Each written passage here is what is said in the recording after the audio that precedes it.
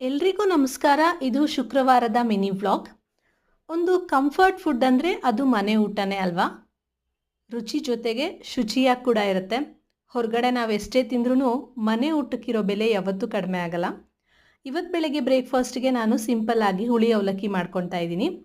ಹುಣಸೆ ಹಣ್ಣಿನ ರಸಕ್ಕೆ ಸ್ವಲ್ಪ ಬೆಲ್ಲ, ಉಪ್ಪು ಮತ್ತು ಖಾರನ ಸೇರಿಸಿ ಅದರಲ್ಲಿ ಅವಲಕ್ಕಿನ ಚೆನ್ನಾಗಿ ನೆನೆಸಿ ಅದಕ್ಕೆ ಬೆಳ್ಳುಳ್ಳಿ, ಒಣಮೆಣಸಿನ್ಕಾಯಿ ಒಗ್ಗರಣೆನ ಕೊಟ್ಟು ಬಿಳಿ ಎಳ್ಳನ್ನ ಹಾಕ್ಕೊಂಡ್ರೆ ತುಂಬ ರುಚಿಯಾಗಿರೋ ಅಂತಹ ಹುಳಿ ಅವಲಕ್ಕಿ ರೆಡಿ ಆಗುತ್ತೆ.